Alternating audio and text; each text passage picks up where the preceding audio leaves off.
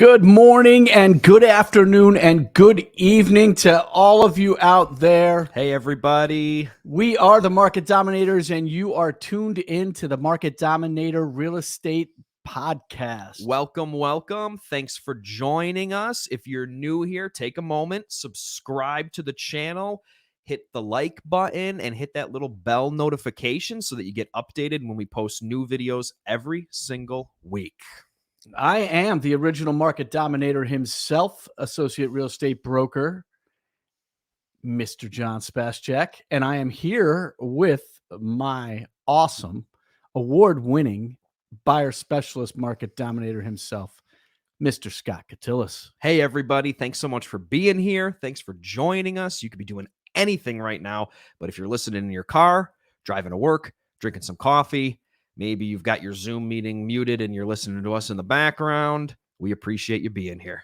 Folks, we are working on some amazing things that I can't share with you quite yet, but in 2 weeks from today, 2 weeks, we will be unveiling some things that we have been working on that we're really, really excited about. Very excited. Yeah. Very excited. So on last week's podcast, we really covered three things.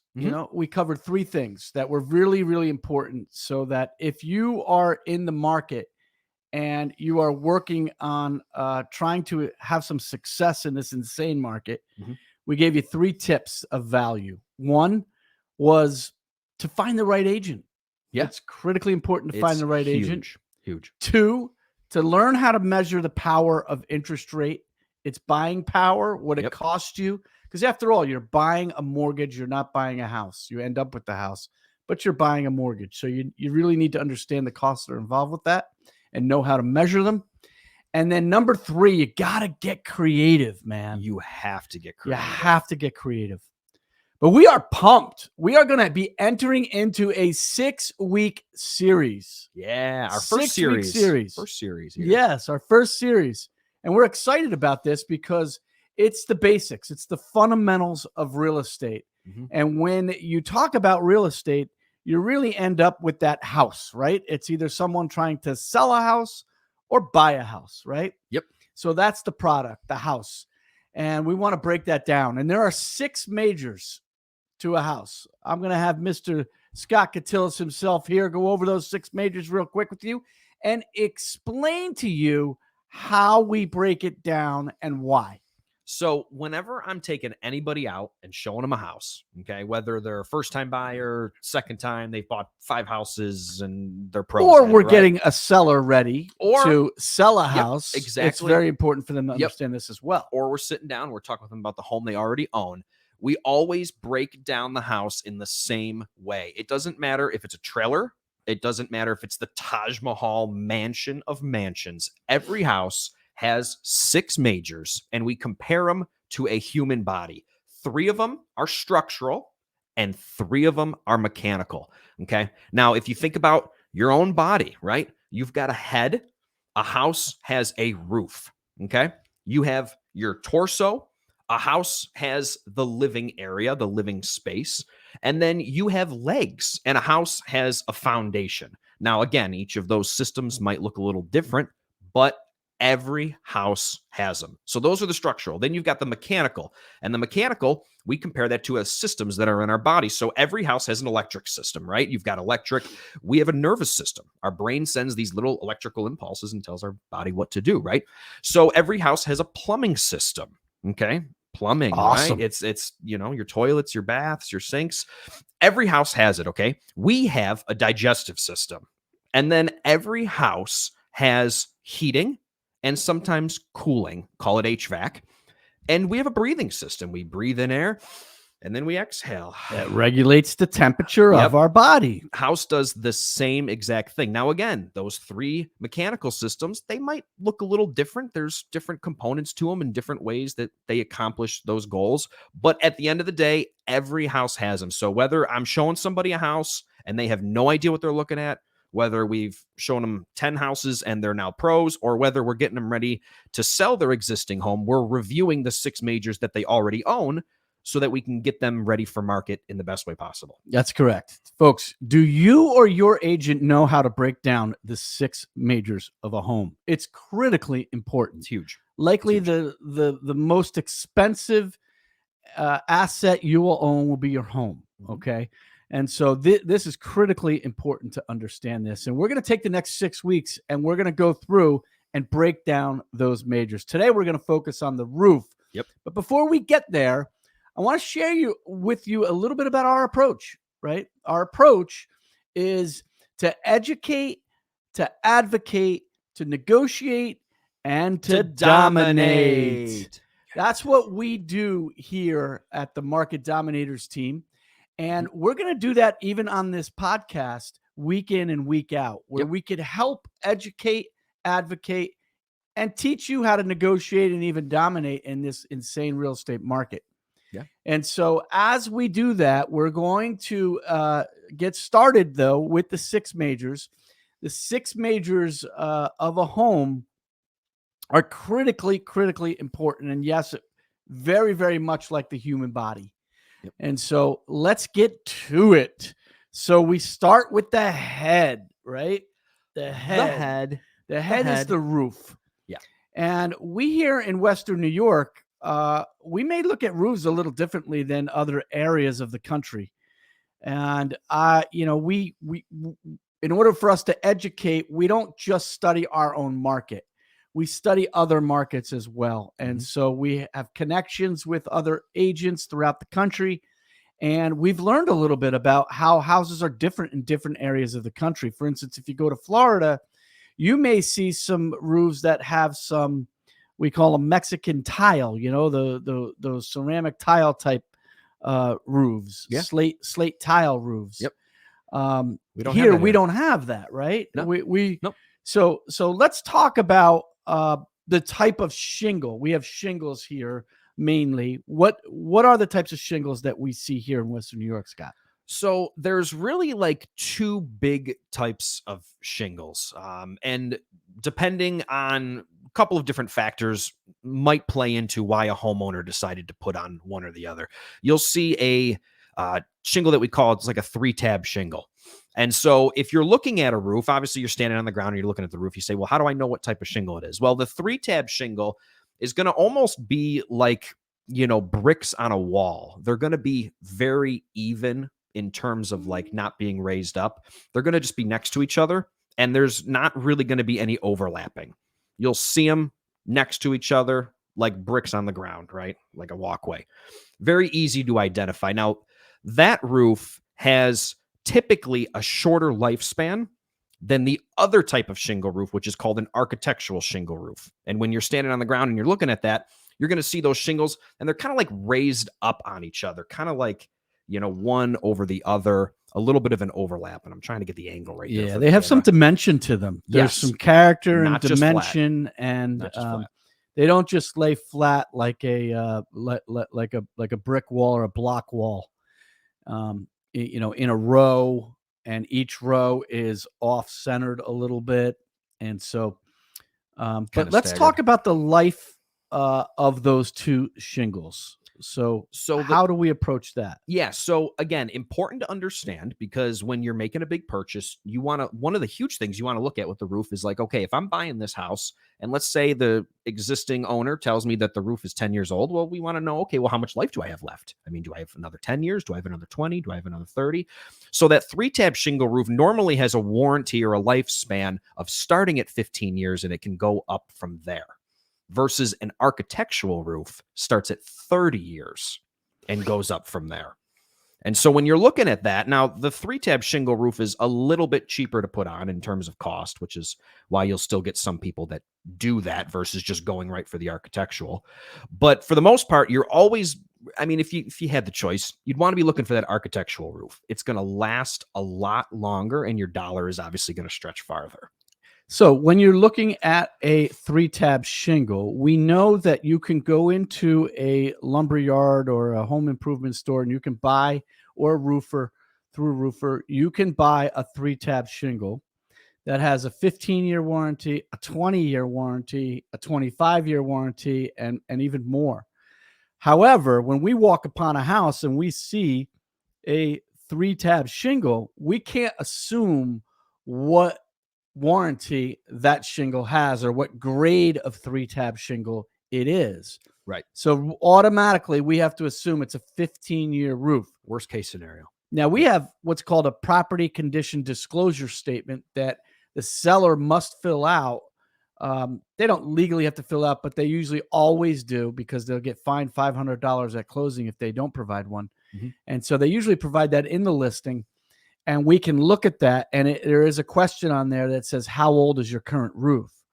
And so if it says 12 years and you look at the roof and it's a 3-tab shingle roof, we can assume it has how many years left for our buyer? 3.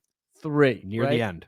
Near the end of the life. So that's one way to measure for our clients, what kind of lifespan does the current roof have if you're going to get into buying this house, right? It's a huge expense down the road to replace it. Yeah. Whereas a 3-tab shingle is 30 years, and that could be actually a 40 or 50-year roof. We don't know, but we got to assume the minimum. Okay. Yep. So if we walk in and that roof is 12 years old, but it's it's an architectural shingle and not a 3-tab shingle, you got 18 years left. We got 18 years left. Yeah. So that's a lot of time. It's not even halfway through its life cycle, right? Right. Now, how can we look at the shingle and be able to tell if a shingle, without understanding or looking at a property condition disclosure statement where you have historical data, or even in fact just trusting that a seller put the right date down? Mm-hmm.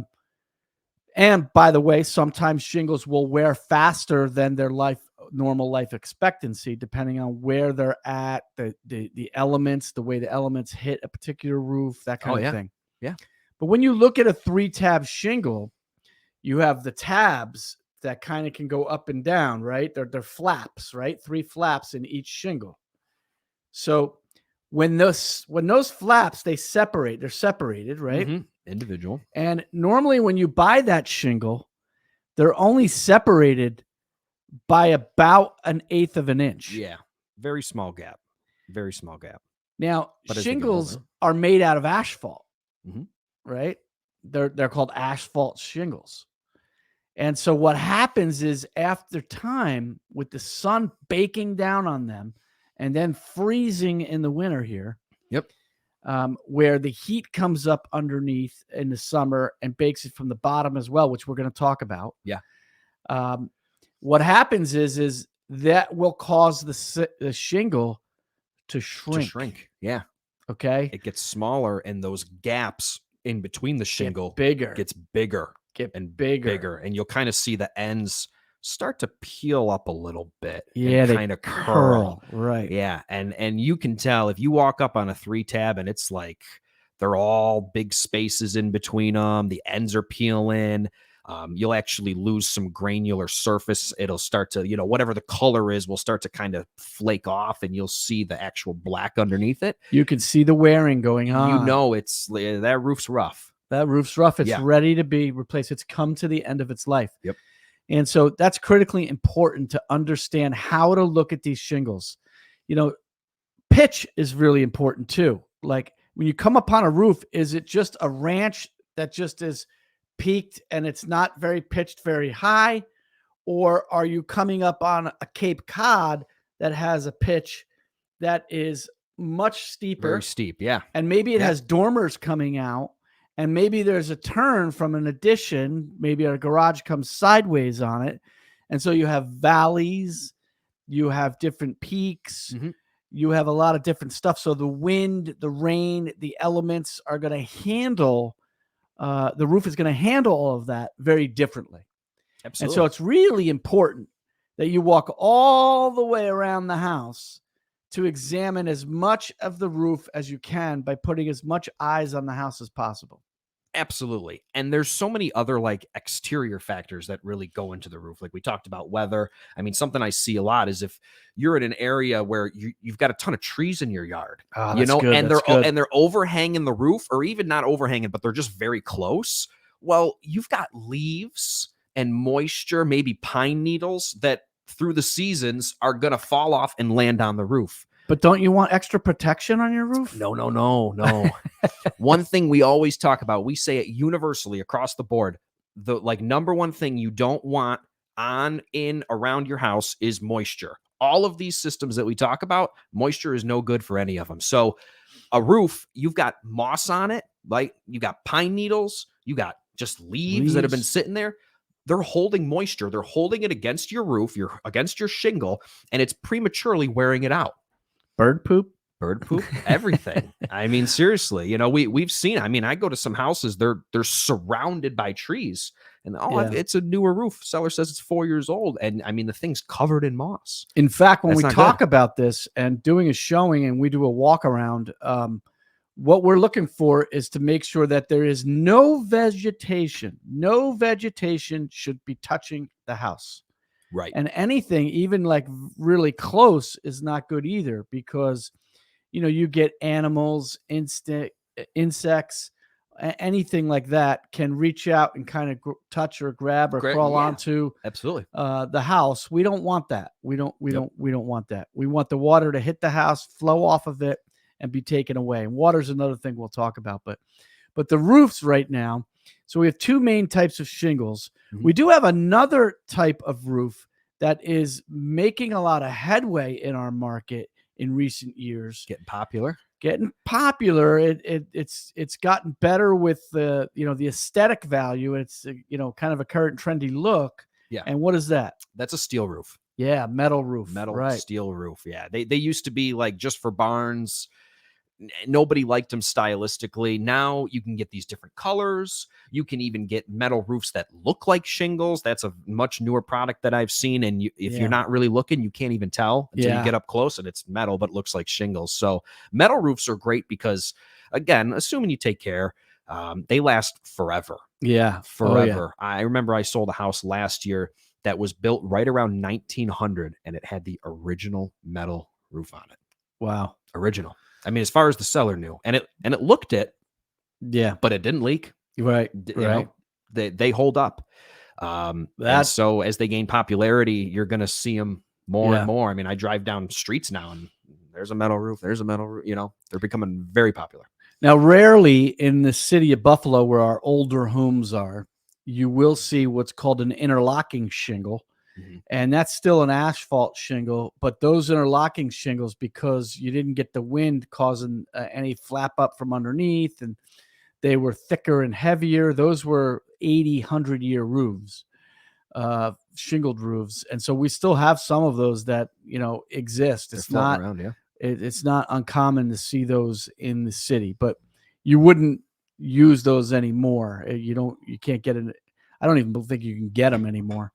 But certainly the architectural shingle is what is recommended today. Yep.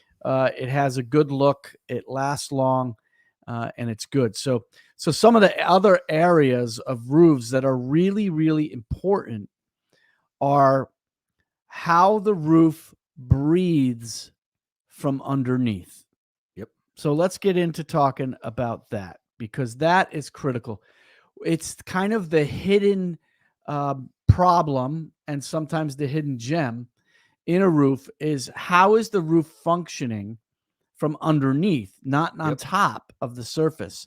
Everybody comes up and they look on the shingle and they say, wow, that's looking great. And then winter hits and they got giant icicles pouring off of their house.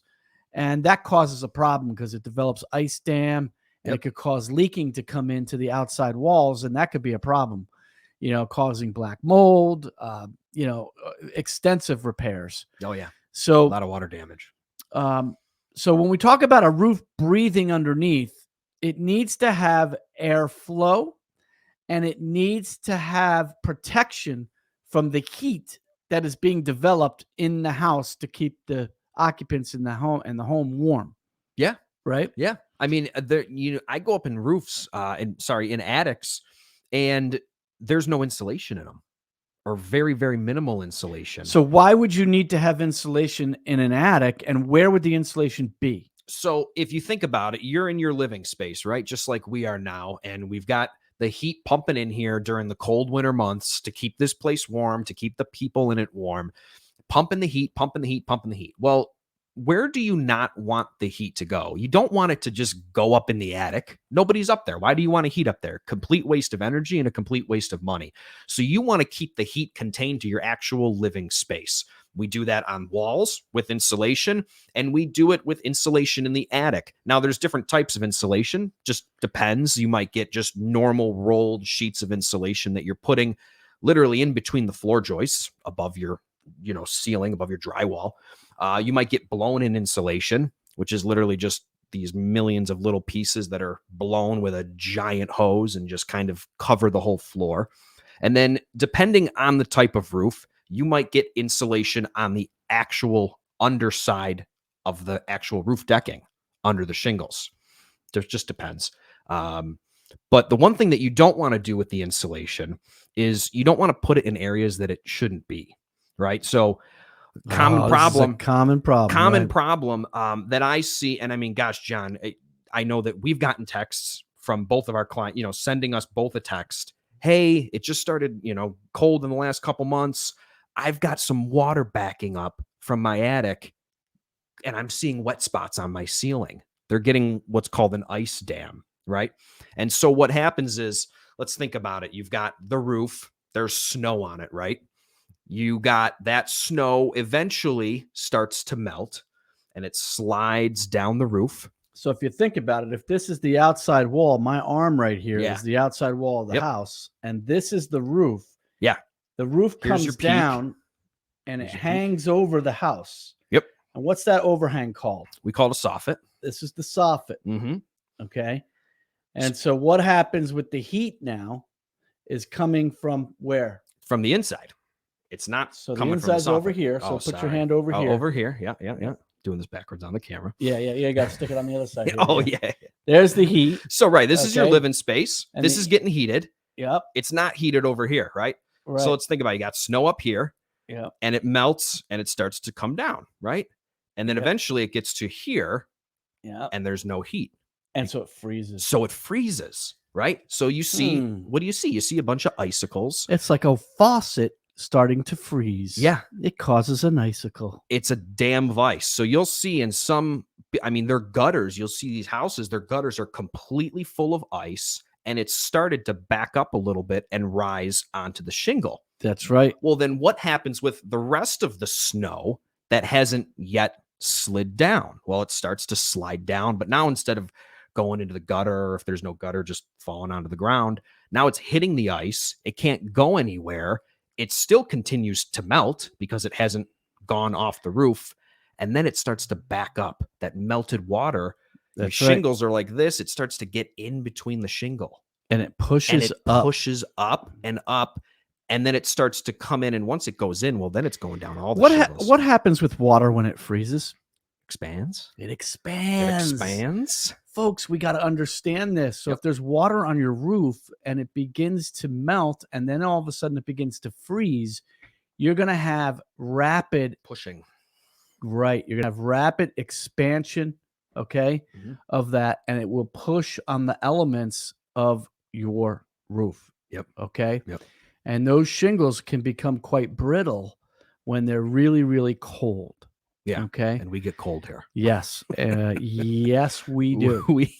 We get cold. Yeah. So the soffit, it's important that if you look at your soffit, you will see these little tiny pinholes in certain areas, maybe every 4 feet or 8 feet, or maybe all the way across. What are those? Why? So that's for airflow, right? So we're talking about a roof breathing. Okay? Yes. So the last thing that you want is just a bunch of stale air in your attic, just sitting there. If it's summertime, it's baking on the roof. And that air is just a bunch of hot air trapped in the roof. Likewise, you don't want a bunch of super, super, super cold air in the roof if it's winter, right? So now what happens when you have stale air in your attic in the winter, that air will start to freeze. Mm-hmm. It'll condensate. Oh, yeah. And it has condensation buildup. You can go into some attics, believe it or not, in the winter here, and you can see it'll look like it's snowed in there Oh yeah. in certain A areas. couple piles of snow. You look in a corner and Yeah. I mean, it's common. it is. So it's important that air comes up through there. You want to circulate it. You want to circulate be circulate, just like our breathing. Like you don't just have the same air in your lungs for 10 minutes. You're breathing constantly, circulating new air. It should be the same with your roof. And so that soffit is designed to have fresh air from the wind. It gets blown and it gets sucked up into the roof to be able to keep it cool and to be able to circulating. So there's vacuums on the other side of your soffit. Yes. Yeah. So in a perfect world, you've got soffitting on both sides, right? You don't just want to have it on one side in a perfect world. Or if you have a hip roof all the way around the house. Yeah, could be all the way around. Now, what is a hip roof? I shouldn't just assume people know what a hip roof is. So a normal roof has two peaks, okay? But a hip roof has sides where the roof comes down to the gutter on all four sides. So you ever see a house like that? Yeah. Like ranches. There's a lot of ranches that have hip roofs. Yep. That are that way. It's structurally more sound. It means you have more gutters. So if you have to replace your gutters, you're gonna it could be more expensive to replace gutters on a hip roof ranch than a 1,300 square foot hip roof ranch could cost more money to replace those gutters than on a 3,000 or 4,000 square foot colonial. Oh yeah. Okay. Absolutely. So it just Absolutely. depends. Yeah. Because of that. So the air comes up. How does it get sucked out of there? Well, it gets sucked out with the vacuum. Okay. So, and you can help me a little bit with this because you've got a little more knowledge than me in terms of this, but yeah. So what happens is you ever see those roofs like across the top peak, it's got a little bit of a bump. A little ridge vent. A little ridge vent. Now, houses that don't have a ridge vent, usually on the back side of a roof, will have these boxes. They're called box vents, these square things that are sitting on top up high near the peak, and usually about anywhere from 2 to 4 across the back side of a roof. Right. Okay. And then you'll have on the ends, you'll have older homes will even have a window into the attic on each side. Oh yeah. Absolutely. Or what's called a gable vent, another vent at the end. And what those are designed for is that when the wind comes and hits the roof, it'll hit the ridge vent, it'll hit the box vents, or it'll hit the gable vents, and it will then move the air. It'll suck the air out of the attic. But it cannot suck the air out of an attic if those soffit vents are not open. So if those soffit vents are not working or they're not open, you will have a vacuum in your attic with airspace. Okay. And what happens in the winter around here when you have that vacuum, that air that is in there will begin to condensate and you will not get good airflow. And that's bad because you'll the icicle problem begins to really exacerbate itself. Oh yeah. Okay. It can be very bad. And now if this is the attic floor, okay, right over top of the ceiling in the main living room or living space in the house, could be bedroom, whatever. The insulation usually goes to the end, right? But sometimes you want to make sure in your home that insulation isn't going all the way to the end and being pinched down where the soffit vent could come up between the two rafters. Oh yeah, absolutely. That's very common that people shove insulation in there and I'm going to get every square inch of this floor and they push it right into the corner and they cover that vent. The vent's there for a reason. Yeah. And they're literally suffocating it and blocking it out. So we have this thing called baffles, right? And baffles are like a plastic, they're like a plastic or metal piece about, maybe 4 feet, 6 feet long.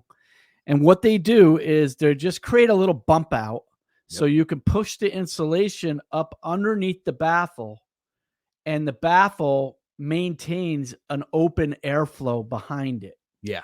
So the air can come up and still get up into the attic and create circulation underneath your roof. Now, if you are venting your roof properly like this, you will get the full lifespan of your roof. But we have walked up on houses, countless houses, where the property condition disclosure statement says that roof is only 6 or 7 years old.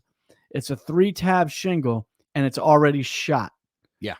And I'm saying to myself, okay, if these people are honest about when the roof was done, then what they have here is a serious problem underneath the roof. Yeah. We already can just assume that. It's just engineered And bad. you just confirm it by going up in the attic and looking that they're not getting good airflow, or they're, it's a Cape Cod. Now, in a Cape Cod, your second floor is finished attic space. I mean, let's be honest, right? Yep, exactly. So it's finished attic space. And we will go over the five types of houses that we have here in Western New York. You got your ranch, you got your Cape Cod, you got your raised ranch or your bi-level, you got your tri-level or your split level, and then you have a colonial. Now, you have all different styles of each of those. Yep. You might have a Georgian colonial, you might have a Victorian colonial, you might have a cottage as a ranch, you might have, just different types in styles within those types. Yeah. But really it comes down to it. There's only 5 types. We'll go over those 5 types as well on this podcast. But when we're talking about the roof is going to function differently depending on what type of house it is. Absolutely. Okay? Yeah. So the Cape Cod is the most difficult to get good airflow underneath that roof, because usually on a Cape Cod, these older, we call them wartime capes, that thousands of them were built here in Buffalo region. They do not have soffits. Literally, the roof comes down to the outside wall and it stops and the gutter sits there and you're done. Yep.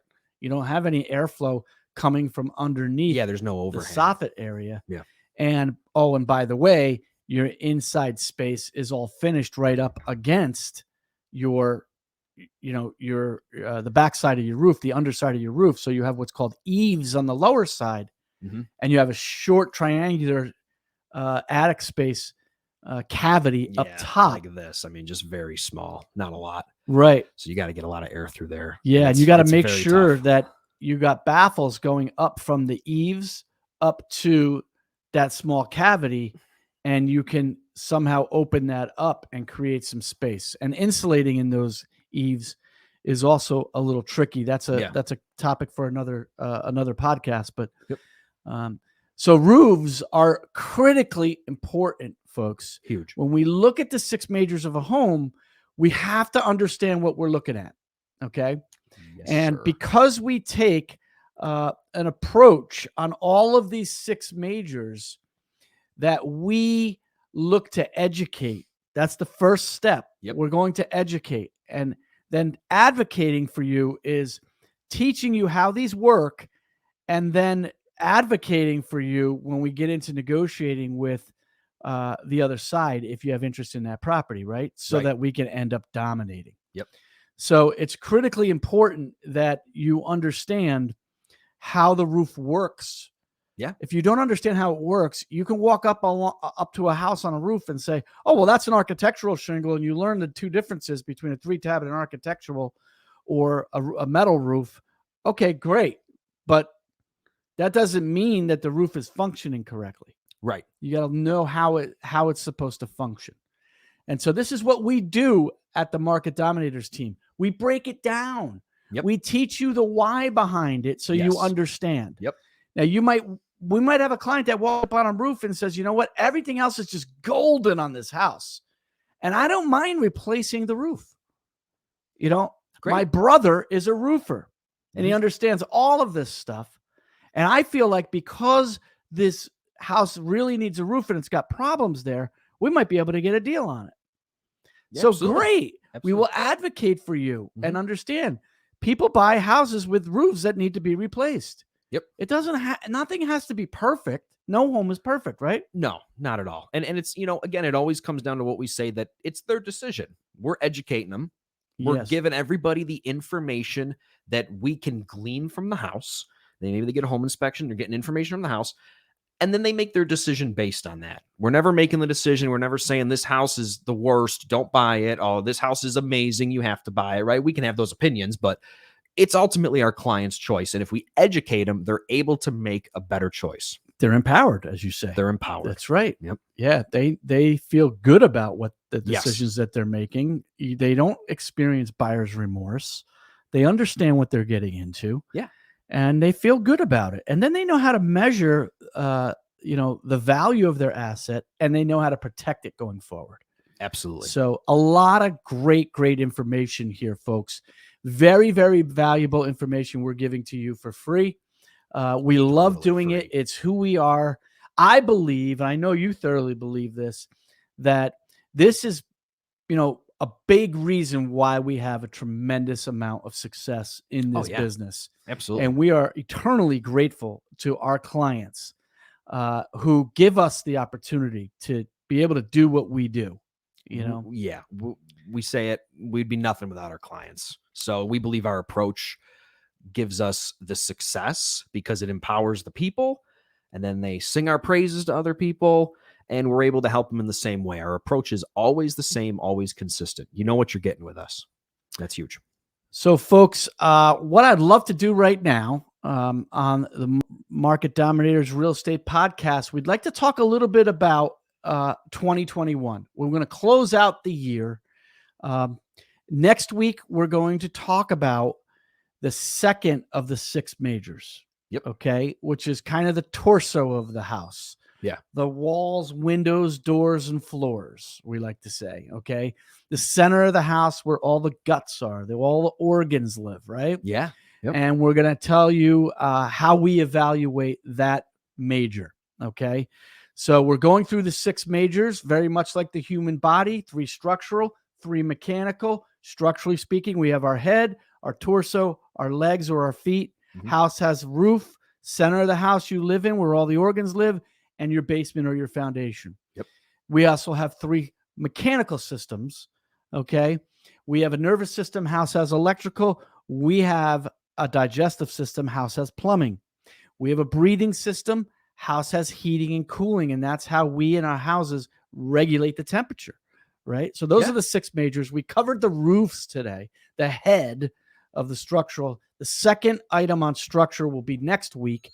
And that will be on how to break down the center of the house, the torso of the house, as we like to refer to it as. You're going to spend a lot of time there. Yeah. So you got to make sure it's good. And we believe that this approach has brought us a ton of success. In fact, in 2021, we are here to celebrate with you and our clients, being eternally grateful for them, to let you know that we closed 76 transactions in 2021 for a total volume of $18.6 million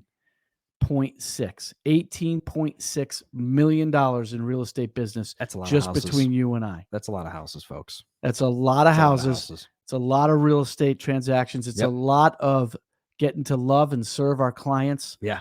And in fact, we in about another week, we have a very exciting event coming up. It's a Market Dominators Client Appreciation event. Mm-hmm. It's a family bowling night we have coming up on March 12th. It's going to be a ton of fun. Clients out there, if you're a past client, a current client, or maybe you're getting ready to be a future client, you are welcome to come. Check us out on Facebook. Come join us. You will see the invite there on Facebook. You do need to RSVP, but come join us, okay? Yeah. What we're going to do is we're going to share in closing a video that we did that was really fun. It was a ton of fun. It was fun.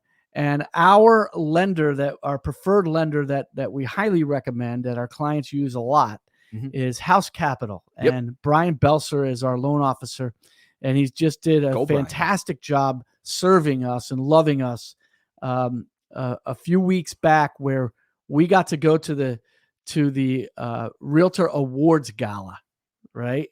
And he picked us up in this custom van, and we kind of documented the event. But we just want to share it with all of you out there to show you how much fun we have doing this, how much we care about our clients, and how well the response has been from our approach. Yeah. So without any further ado, I'm going to share with you this amazing experience we had at the awards gala.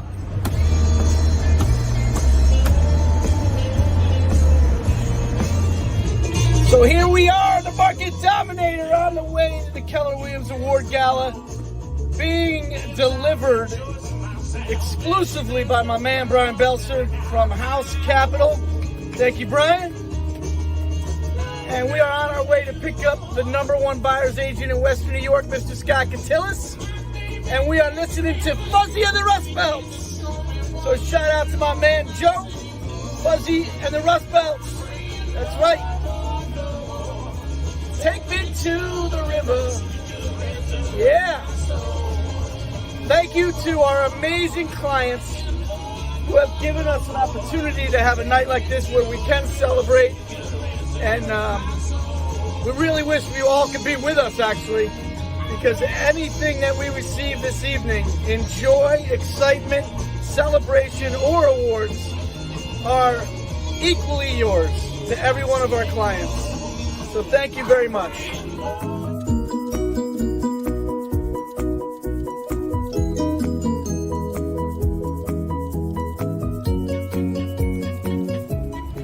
Yo, we are the Market Dominators. This is John. This is Scott. And we are so pumped. We are on our way to the KW Awards Gala tonight with our beautiful wives.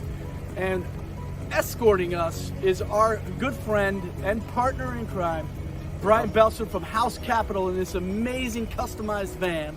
But we are pumped. We are ready to celebrate. We're going to have a super good time. It was an awesome year, and now we're just ready to have a little party and enjoy the fruits of our labor. And listen, for all you clients out there, we wish you could all be with us in this van, celebrating, having all this excitement, and participating in any ways that we're honored tonight. You deserve as much credit as we do. We give all the honor and glory to Jesus. Thank you. Thanks so much.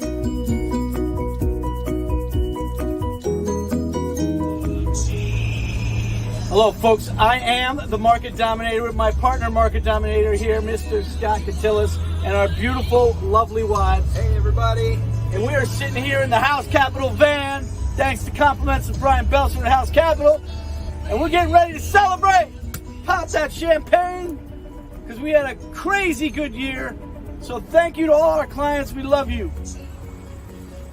Here we are, rocking it, the Market Dominators. We've arrived. We're here. We are ready to party and celebrate an amazing 2021 at the Rapids Theater here in Niagara Falls. Thanks for everybody that had an awesome year with us. We appreciate you. God bless you. Have an awesome 2022.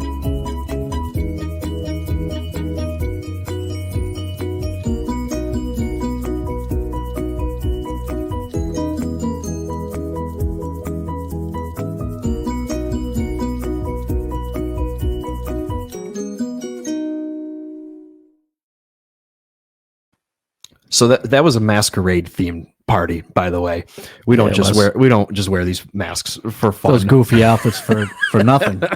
But we had a ton of fun, and we were awarded the Platinum Award by our company, Keller Williams, which was more than $10 million in volume, I think is what that award is for. So we got the top honors. It was a ton of fun, and we're just very thankful for everybody that did business with us to get us there. We're grateful we get to do what we do. Yeah. So, ladies and gentlemen, you've been tuned in to the Market Dominators Real Estate Podcast right here at Market Dominators Team YouTube channel.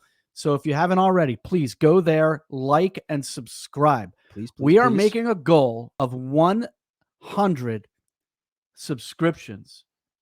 100 subscriptions by June 30th. And I think we can get there. We definitely get there. Yeah. We'll definitely get so there. Help us out. Go to Market Dominators Team on YouTube and like and subscribe to our channel. You can even hit the little bell that gives you a little notification when we're coming on to do our weekly podcasts. But you're going to see all kinds of other video content on there, from TikTok type like videos to little 4 to 6 minute type educational videos. You did an incredible one, by the way, on the power of buying power and interest rate, and the effects of that. I think it was last week. Yeah, it was awesome. Really, really educational. Very, very valuable. It's a quick, easy video to guess. The way you laid it out, I mean, you can understand it. Yep. You don't get lost in the weeds. Yeah. Share it with your And friends and yeah, very helpful. Share it with your Absolutely. friends. Right. So, so thank you very much for tuning in to the Market Dominators Real Estate Podcast here this week. Can't wait to see you next week where we go over the torso of the house, the second of the 6 majors. So tuning out, thank you very much. And I'd like to say